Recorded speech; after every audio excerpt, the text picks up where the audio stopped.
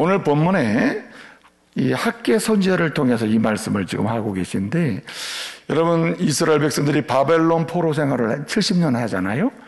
그리고 바벨론이 페르시아 제국 일대 왕인 고레스에 의해서 멸망을 당하면서 이 바벨론에서 이제 해방이 된단 말이에요.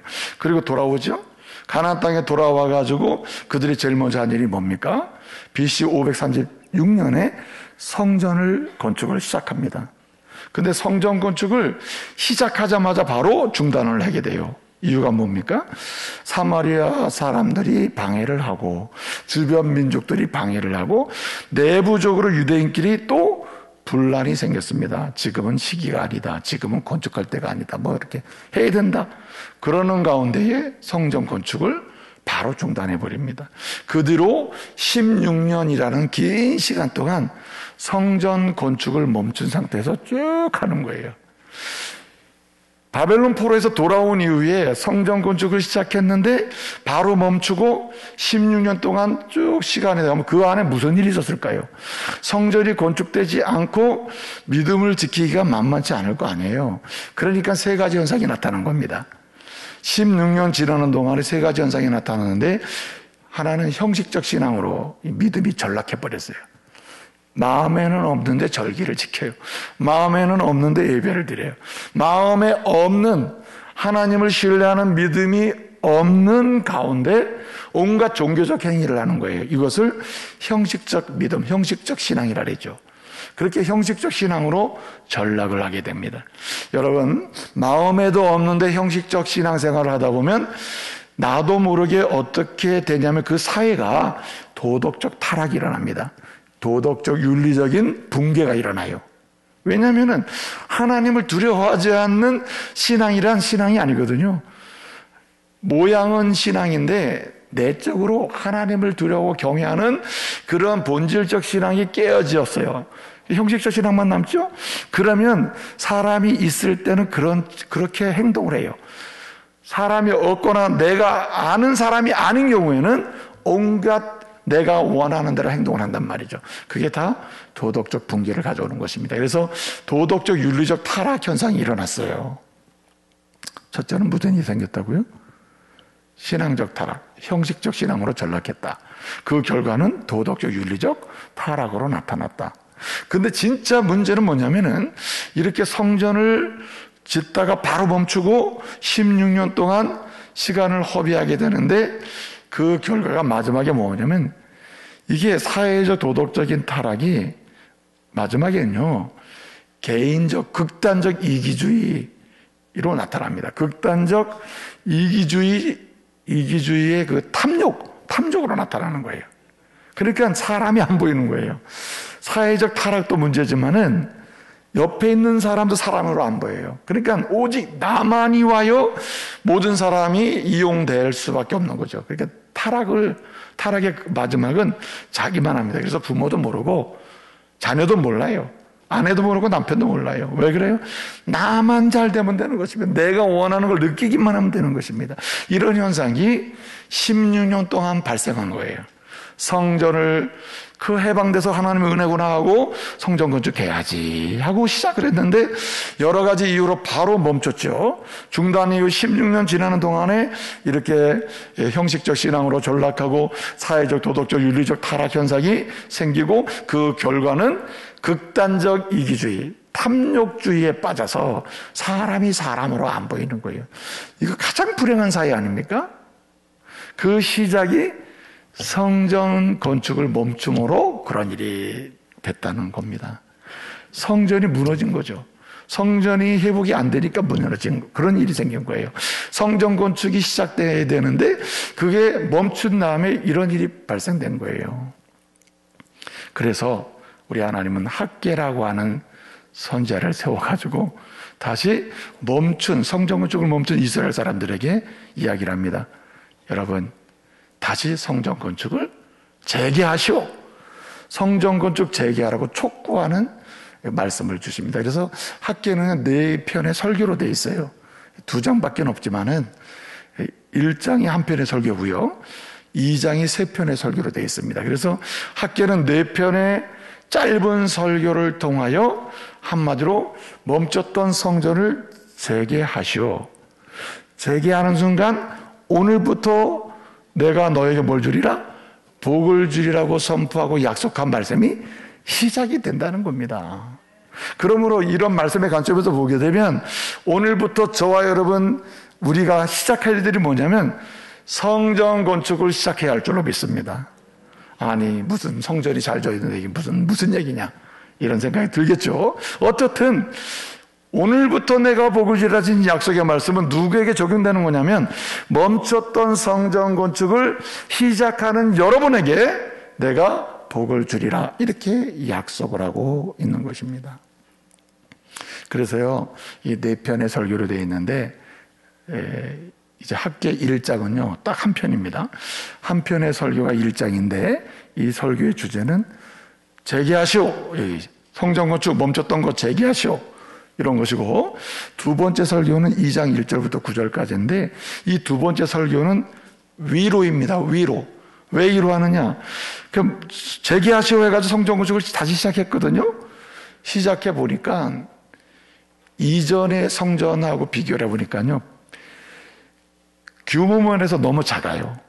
그리고 화려한 면에서 너무 이렇게 별 볼 일이 없는 거예요. 이 사실을 누가 퍼뜨리냐면은 여러분 이 바벨론 포로로 잡혀갈 때 나이 많은 어른도 잡혀가지만 어린아이도 잡혀가거든요. 어린아이도 포로로 잡혀간단 말이에요. 근데 그 포로로 잡혀간 어린아이 중에 엄마 아빠 손을 잡고 예루살렘 성전을, 솔로몬 성전이죠, 예루살렘 성전을 출입하던 어린아이들이 많았잖아요. 절기 때 남자아이들은 다 올라가니까. 그때마다 갈 때마다 야, 이 성전 대단하다, 막 금으로 돼 있잖아요 다. 예? 그런 화려함을 경험했거든요. 그러다가 어릴 때에 포로로 잡혀간 겁니다. 그리고 70년 포로 생활을 마치고 나이 많아, 그러니까 80이 다 넘은 할아버지들이죠. 할아버지 할머니들이 온 거예요. 포로에서 귀환해서 왔는데 성전 진다는 모습을 보고 짓는 모습을 보니까 크기 면에서 제 발음이 안 좋죠. 안 봤어 그래요. 이게 안 되는 거예요.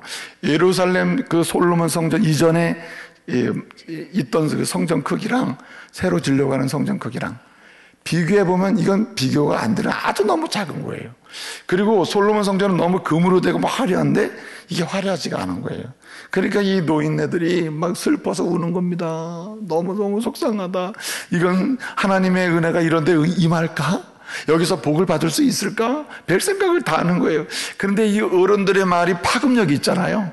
그런데 혼자 그러는 게 아니라, 야, 내가 옛날에 성전 다닐 때는 이 성전이 대단했는데 이건 성전도 아니다. 막. 그러니까 젊은 사람들한테 쭉쭉쭉 퍼지니까 어떻게 되겠어요? 분위기 전체가 다 낙심에 빠진 겁니다. 아, 이거 짓긴 짓는데 이건 아무것도 안 되겠구나. 그때야 하나님이 두 번째 설교를 통해서, 학계를 통해서 위로를 주는 것입니다. 여러분, 성전은 따라서의 크기가 아니라, 성전은 크기나 화려함이 아니라 하나님의 임재 여부에 달려있다는 거예요. 성전은 크고 작고의 문제가 아니라 크든 작든 상관없이 하나님이 거기 임재하시느냐 임재하지 않느냐에 달라있다는 거죠. 또 성전이 화려하냐 화려하지 않느냐의 문제가 아니라 화려하든 화려하지 않든 주님이 거기 임재하시고 주님의 영광이 임하면 그곳이 제일 아름다운 성전이라는 거예요. 그렇게 위로를 하면서 얘기합니다. 이전 영광보다 성전을 짓고 나면 나중 영광을 더 크게 주리라 이렇게 약속을 하세요. 이 9절까지 했어요. 그러니까 위로가 될 거 아니야. 아, 그렇구나. 크기가 문제가 아니구나 하고는 성전을 다시 짓는 거죠. 그리고 세 번째 설교가 11절부터 19절까지인데 2장 11절부터 19절까지 세 번째 설교를 할 때는 뭐냐면, 이렇게 재개하라 해서 재개하고, 이렇게 너무 작아가지고 낭망했는데 위로를 받고 낭망하지 말아라, 영광이 중요하다, 임재가 중요하다, 이 설교 듣고 용기를 얻어서 건축하는 사람들에게 주님은 축복을 약속하는 거예요. 내가 오늘부터 뭐 하리라? 축복하리라. 여러분, 여러분의 인생을 보면서 야, 내 인생은 다른 사람과 비교해가지고 왜 이러냐? 아니, 예수 믿는 사람이 그렇게 많은데 왜 나만 이렇게 안 되냐? 이렇게 비교해가지고 온갖 낙심하는 사람이 있을지 모르겠어요. 아예 실망해서 하나님을 믿는 믿음의 자리를 아예 거부하고 중단한 사람도 있을지 모르겠어요. 여러분, 오늘부터 다시 성전을 재건하기를 시작함으로써 오늘부터 내가 복을 주리라 하신 약속의 대상이 되고 이 복을 누리는 믿음의 백성들 되시기를 말씀으로 축복합니다. 자, 그래서요, 신앙이 제일 중요한 게 뭐냐면 부활신앙입니다. 부활신앙. 그 부활신앙은 세 가지로 정리할 수 있는데, 예수님이 부활하신 것입니다. 아멘. 예수님이 나를 위해 죽으시고 부활하신 거예요. 그러므로 예수를 믿는 자는 예수님의 이름으로 죽어도 다시 부활합니다. 아멘. 이게 두 번째 진리예요. 예수님은 나를 위해 죽으시고 부활하셨습니다. 그러므로 예수를 믿는 자는 그리스도의 이름으로 죽어도 다시 뭐예요? 부활합니다. 믿으시기 바랍니다. 그렇기 때문에 예수님은 부활하셨고 나도 믿기 때문에 부활하게 되는데, 그러면 오늘 부활하심을 믿는 믿음의 사람은 어떻게 살아야 하냐는 거죠. 그 대답을 학기에서 주고 있습니다. 따라하세요. 성전을 건축하며 살아야 된다. 부활하신 예수님을 믿고 그 부활하신 예수님의 믿는 자에게 부활하실 것을 허락하신다는 약속대로 믿음 생활하는 사람은 그러면 어떻게 살아야 되느냐? 성전을 늘 건축하며 살아야 한다는 말입니다. 그래서 여러분 이런 생각할 거예요. 그러면 성전은 어디에다 짓는 거냐? 여러분, 성전은 두 가지 의미가 있는데, 오늘 본문의 성전은, 구약 성경은 건물로서의 성전을 가리켜요. 이 말은 구약 성전은요, 딱 하나밖에 없습니다. 딱 하나. 어디에? 예루살렘에. 한 분이신 하나님이 임재하는 곳을 상징하는 곳이 성전입니다. 그래서 구약 성전은 건물 자체가 중요한 게 아니라 누가 임재하는 곳? 주님이 임재하는 곳이에요. 주님이 함께하는 곳을 가리킵니다. 그곳은 여러 곳이 아니에요. 한 곳을 가리키는 거죠. 그런데 여러분, 오늘 교회는 많아요, 적어요? 많잖아요. 여기도 있고 저기도 있고 서울도 있고 많잖아요. 그래서 여러분, 우리가 성전을 건축한다 할 때 오늘은 건물을 건축하는 것이 아닙니다. 그래서 성전은 오늘날에는요, 건물을 가리키는 게 아니에요. 여러분 보세요. 우리 원주중북의 이 건물을 원주중북회라고 부르는데, 본래는 원주중북 교회당으로 불러야 돼요. 교회당. 무슨 말이냐면 교회가 모이는 곳이에요. 성도가 모이는 곳, 그 건물을 우리는 교회당이라고 그래요. 한마디로 교회 건물, 교회 빌딩 이렇게 불러야 되는 것이죠. 그럼 교회는 누가 교회입니까? 예수님을 믿는 성도가 교회이고, 믿는 성도들이 모인 무리 성도들이 교회인 줄 믿으시기 바랍니다. 그래서 성도가 교회를 건축하며 산다는 말은 오늘날은 무슨 말이냐면 예수를 닮아가는 것을 의미해요. 점점 거룩해지는 것을 의미해요. 신앙이 성숙해지는 것을 의미해요. 그러므로 여러분, 예수로 인해서 우리 안에 교회가 세워지고 우리가 교회가 된 이상 지금부터는 교회를 점점 아름답게 이렇게 건축해가는, 아름답게 꾸미고 아름답게 세워가는 성도들 되시기를 바랍니다. 그것이 곧 오늘부터 내가 복을 주리라 하신 그 복을 받는 방법입니다. 그래서 여러분, 그 부활신앙을 잘 정리해 놓은 말씀이 고린도전서 15장이에요. 여러분, 믿음장은 어디를 가리키죠? 히브리 11장. 사랑장은 고린도전서 13장이죠. 부활장은 고린도전서 15장입니다. 그래서 고린도전서 15장을 보면은 부활에 관한 이야기만 쭉 나와요. 부활신앙을 설명하고 있어요. 그래서 부활신앙은 두 가지라 했죠. 예수님은 우리를 위해 죽으시고 부활하셨다. 마찬가지로 이 예수님을 구주로 영접하고 믿는 사람은 예수 이름으로 죽어도 다시 산다. 주님 재림하실 때 다시 부활한다고 하는 말씀을 설명하고 있습니다. 그리고 마지막 결론이 뭡니까? 이렇게 예수는 부활하셨다. 예수를 믿는 자도 부활한다. 그러므로 우리는 어떻게 살까? 이게 고린도전서 15장의 결론이에요. 15장 58절이 마지막 절인데 결론을 이렇게 말씀하고 있습니다. 그러므로 사랑하는 형제들아, 예수의 부활을 믿는 자, 예수를 믿음으로 장차 부활할 여러분들, 성도들 여러분, 우리는 어떻게 오늘을 살아야 됩니까? 15장 마지막 절 58절. 그러므로 나의 사랑하는 형제들아, 뭐라 그랬습니까? 우리가 그러므로 뭐하고? 견실하고. 두 번째는 흔들리지 말고. 뭐에 힘쓰는 자가 되라? 주의 일에 힘쓰는 자가 되라. 이걸 한마디로 얘기하면, 학개서 말씀대로 하면 성전을 건축하며 살라라는 말이 되는 것입니다. 믿음을 떠나지 아니하고 세상의 유혹에 넘어가지 아니하고 주님이 하라고 하신 일을 하며 살라는 말이에요. 예컨대 주님이 하라는 일이 뭡니까? 주님을 닮아가라는 것이요, 주님처럼 성령의 열매를 맺고 살라는 말이요, 그리고 주님처럼 주님의 이름으로 세상을 축복하며 살라는 말이거든요. 그러므로 우리가 주의 일에 힘쓰며 흔들리지 않고 아주 견실하게 우리가 믿음으로 살아갈 때 주께서는 우리에게 말씀하십니다. 오늘부터 내가 너에게 뭘 주리라? 복을 주리라. 어떤 복을 주십니까? 동행하십니다. 어떤 복을 주십니까? 동행하시면 우리의 갈 길을 잘 가도록 인도해 주십니다. 어떤 복을 주십니까? 가도록 인도해 주실 뿐만 아니라 가면서 해야 될 일을 성취하게 하셔요. 경영의 복을 주십니다. 뿐만 아니라 가면서 성취할 뿐만 아니라 내게 필요한 모든 것을 때를 따라 동행하시면서 공급해 주십니다. 공급해 주실 뿐만 아니라 가장 근본적인 게 뭡니까? 어떠한 상황에도 두려움이 없게 하셔요. 평안의 복을 주십니다. 아멘.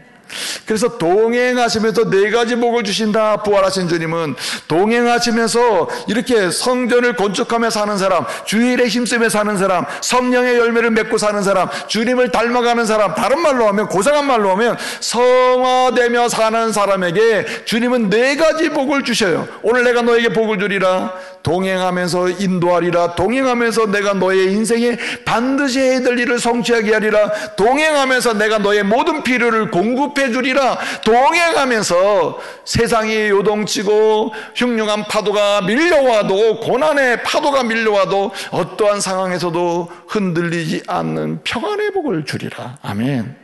그 복을 다 때를 따라 받아 누리시는 우리 믿음의 가족 되시기를 말씀으로 축복합니다. 그래서 여러분, 부활하신 주님이 부활하셔가지고 제자들에게 나타나셔서 제일 먼저 하신 말씀이 무엇입니까? 이 퍼스트 보이스가 뭐예요? 주님 뭐라고 말씀하셨습니까? 부활하신 주님이 너 왜 도망갔느냐? 그렇겠습니까? 왜 너는 나를 부인했느냐? 야단을 쳤습니까? 아니죠. 너에게 뭐가 있을지어다? 평안이 있을지어다. 샬롬이 있을지어다. 에이레네가 있을지어다. 평강이 있을지어다. 네? 이 마지막 복을 주신 거, 이 평안이 있을지어다라는 이 복을 주신 것은 앞에 세 가지 복이 있다 그랬죠. 동행하면서 인도하고, 동행하면서 성취하게 하시고, 동행하면서 공급하시는 이 모든 복을 다 포괄하여 한마디로 평안입니다. 할렐루야. 그래서 이 복을 약속하신 거예요. 이 복을 주실 분이 주님이십니다. 그러므로 여러분, 저와 여러분이 오늘부터 내가 너와 동행하며 인도하리라. 내가 너와 동행하며 경영해 주리라. 내가 너와 동행하며 공급해 주리라. 내가 너와 동행하며 평안의 복을 주리라 하신 이 복을 받아 누려야 할 줄로 믿습니다. 뭐함으로? 성전을 건축함으로. 성전을 건축함으로. 주의 일에 힘쓰므로. 그래서 여러분, 학계는 이걸 세 가지로 요약을 해줬어요. 성전 건축 어떻게 하는 거냐? 오늘 본문장으로 이렇게 얘기했습니다. 첫째는 항상 주께로 돌아와야 된다. 17절을 보게 되면 뭐라고 합니까? 17절에 이렇게 말씀합니다. 내가 폭풍우를 주고 깐부기를 주고 또 우박을 내려가지고 너희가 잘못하고 있을 때, 성전을 짓고 있지 않을 때 막 야단을 쳐서 돌아오게 했으나 너희가 돌아오지 않았다. 그러나 이제 학계의 말씀을 두고 이제 돌아와서 성전을 건축하려고 하니 내가 복을 주겠다는 거거든요. 뭐함으로? 돌아옴으로. 여러분, 사람은 항상 기소본능이 있어요. 고향으로 돌아가려고 하는 기소 본능이 있잖아요. 연어가 말이죠. 수만 킬로를 태어나가지고 바다로 나간 다음에 수만 킬로를 돌아다니다가 여러분 어디로 돌아옵니까? 자기가 태어난 곳으로 돌아와요. 그거 어떻게 돌아옵니까? 이게 기가 막힌 거 아니에요? 그렇죠? 이게 뭐 하루 있다가 돌아오는 것도 아니고 말이죠. 그 자기가 태어난 하천으로 동해안 남해안으로 돌아온단 말이에요. 이 연어가 쭉 태어난 곳으로 수만 킬로를 돌아다니니까 돌아오잖아요. 그 기소 본능 때문에 그런데 그 기소 본능을 어떻게 한다래요? 그들은 후각을 사용하고 태양 나침판을 사용한다 그랬잖아요. 후각이 살아있어야 된다. 후각이. 그래서 여러분 믿음의 사람들은 주님이 약속하신 내가 오늘부터 복을 주리라 하신 이 복을 받아 누리게 되는 경우가 주님이 이 복을 주시는데 받는 사람 못 받는 사람 따로 있잖아요. 이 누리는 사람은 누구냐? 한마디로 주께로 돌아오는 자예요. 때마다 주께로 돌아오는 자예요. 때마다 휴반다랍니다. 계속 돌아오는 거예요. 주께로 돌아와 주 앞에 서는 자, 주께로 돌아와 주 앞에 서는 자예요. 그래서 여러분 우리는 때를 따라서 우리는 주께로 계속 돌아오는 연습을 해야 돼요. 그래서 여러분 요한일서 1장 9절에 보면 뭐라 합니까? 너희가 만일 자기 죄를 자백하면 저는 미쁘시고 의로우사 저희 죄를 깨끗하게 하시는데 모든 무리에서 깨끗하게 하실 것이요. 이거 깨끗하게 하실 것이요. 이게 무슨 은혜입니까? 부활의 은혜 아니에요. 그 은혜를 받아서 뭐 한다는 말입니까? 복을 받게 된다는 거죠. 그러니까 여러분 시와 때를 따라 계속 돌아오는 은혜가 있기를 바랍니다. 예? 여러분 많은 활동 중에 나는 지금 주께로 돌아가고 있는가 주 앞에 섰는가를 확인해야 돼요. 둘째는요 이렇게 돌아올 뿐만 아니라 오늘 본문 말씀에 보니까 뭐라 그랬습니까? 오늘 이렇게 해서 18절을 보게 되면 성전지대를 놓을 때 복이 임했다 그랬습니다. 성전지대, 이 말은 성전지대, 성전을 멈췄던 것을 시작할 때입니다. 이 말은 다른 말로 하면 순종이에요. 순종. 주의 말씀을 뭐 할 때? 순종할 때. 여러분 위로했다 그랬잖아요. 낙심돼 가지고 이게 성전이냐? 낙심되고 있을 때 위로할 때 2장 7절 9절을 위로의 말씀을 주는데 그 위로의 말씀의 핵심이 뭡니까? 내 말을 믿으라는 거예요. 내 말을 믿으라. 이 말은 내 말을 믿고 순종을 해라. 그리하면 내가 너에게 약속한 복을 내가 받게 된다는 거죠. 여러분 지속적으로 하나님 말씀에 순종하는 은혜가 있길 바랍니다. 돌아오면 뭐합니까? 주님이 보일 거 아니에요.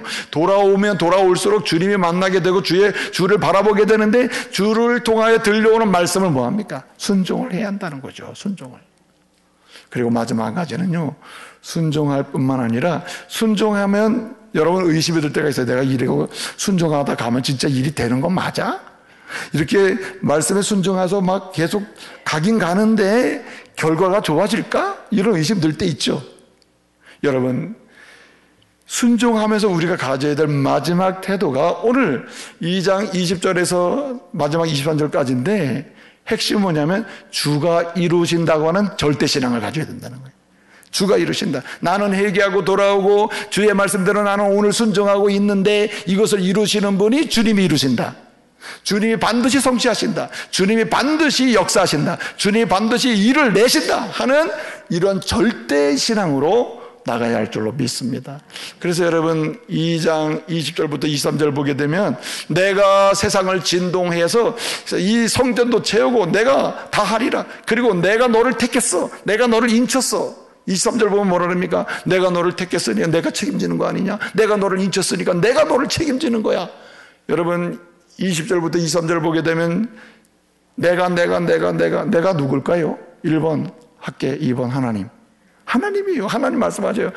학계도 아니고 네가 아니라니까 내가 한다니까 너 그러니까 돌아와 회개해. 그리고 주님 앞에 서 그리고 내가 말하는 거 그대로 순종만 해. 의심하지 말고 그냥 순종하면 가다 보면 내가 다 이루어진다는 거예요. 그러므로 여러분 오늘부터요 계속 주께로 돌아오세요. 그리고 계속 순종하세요. 그리고 계속 주님이 이루신다. 절대 신앙으로 전진하시기를 말씀으로 축복합니다. 내가 오늘부터 너에게 뭘 주리라? 복을 주리라. 주님이 동행하시면서 인도하시고 동행하시면서 성취하시고 동행하시면서 공급하시고 동행하시면서 평안의 복을 주실 줄로 믿습니다.